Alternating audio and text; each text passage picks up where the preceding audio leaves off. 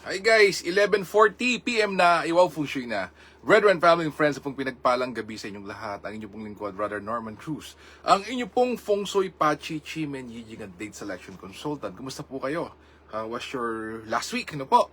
And of course, I know it's late. Yes, sanhin na naman po tayo ng mga cost ng pagpupuyat. But don't you worry, BFF. Well, of course, you may also see the replay tomorrow. And then, actually, ang assignment naman po ngayon is all for tomorrow. Di po ba? Right now, 11, ano na po ito, is considered as July 13. Po. So, expectation, what to do, if you don't have plans, ano ba nga pwedeng gawin tomorrow? And tomorrow, BFF, is, of course, our Sunday obligation. And of course, yung pinakapaling pang 5 steps. Donate. Don't you forget that. Well, actually, I did this just to remind you po na mag-donate tomorrow. Okay, silipin natin. July 13, Sunday, it's the Water Goat enters the Established Officer Day. So, anong pwede po, Kuya Norman, pag Water Goat Established Officer Day? Well, pwede po mag-assume ng new posts, getting married, yan. Meeting friends, networking, prayers and worshiping, traveling is all good. Not recommended for constructing drains, disengage or dissolve an arrangement, financial activities and investment, not good for tomorrow. Groundbreaking, not recommended, putting up roof beams, renovations, and seeking medical treatment, not good for tomorrow. Good for whom, not good for what? Animal signs, average for the rat, not so good for the ox, average for the tiger, best for the rabbit, average for the dragon, not so good for the snake, best for the horse and goat, average for the monkey, not so good for the rooster, average for the dog, and best for the pig. Wow, there you have it. Okay, Daily G-Men. Though I already posted it, let's review. Ito po yung other angles po. Other options. Ayan. 4, and then, okay, 13. Because I made mention that the game changer is backing to north. Yes, tama po. If you're want to turn around things, you're in danger, emergency. Actually, kanina po, I was going somewhere in the north. And then, inabutan po ako ng malakas ng ulan dito po sa bandang Daang Hari. And I rescheduled po yung meeting po. And I really apologize po to my kumpadre po.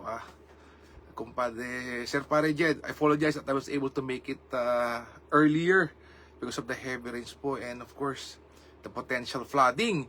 And again, of course, as you know me, what I share with you, I also do. I also follow, no? And, yeah, may lumitaw na naman, danger constellation, no po. So, hindi ko na po challenge po. And this was really, mabigat po talaga kanina yung ulan. So, yeah. Well, anyway, maririsket po ulit. I'll be meeting po, my previous client kanina po by next week. Yes. Okay. So, the game changer is north. So, backing to north. If you're in danger, if you want to get healed, if you want to find a medical doctor or a healer, back to north. If you want to have a heart-to-heart talk, make amends, peace on earth, talikod ka sa southeast.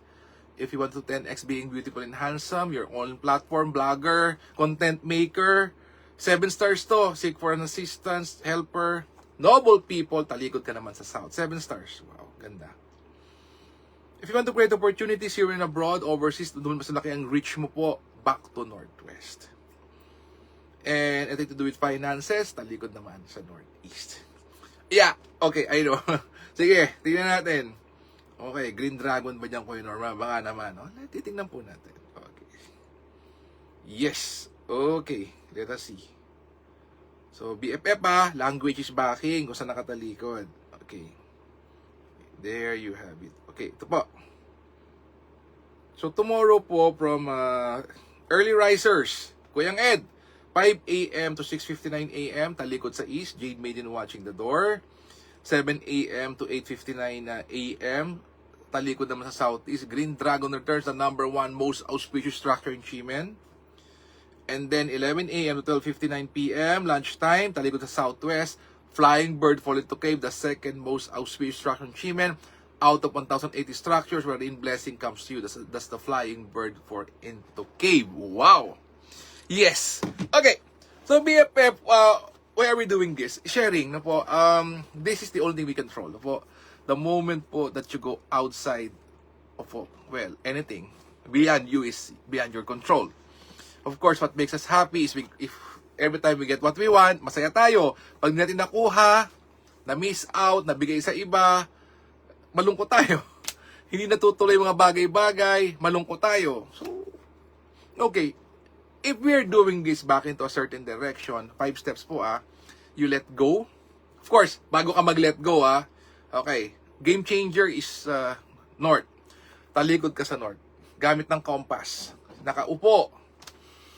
Count from 64 to 1 and then do the 4 things. Let go of bad people, bad experiences, lost opportunities, bad environment, all negative. Go. 2. Open up for new people to help you, new experiences, new opportunities. Sige, welcome. Pangatlo, magpasalamat sa Panginoon Diyos. And the people who loves and care for you genuinely, truthfully, pasalamat. 4, you visualize and ask for what you want. Yan BFF. Or you may just close your eyes. Nakatalikod sa direksyon na yun. And ask for what you want.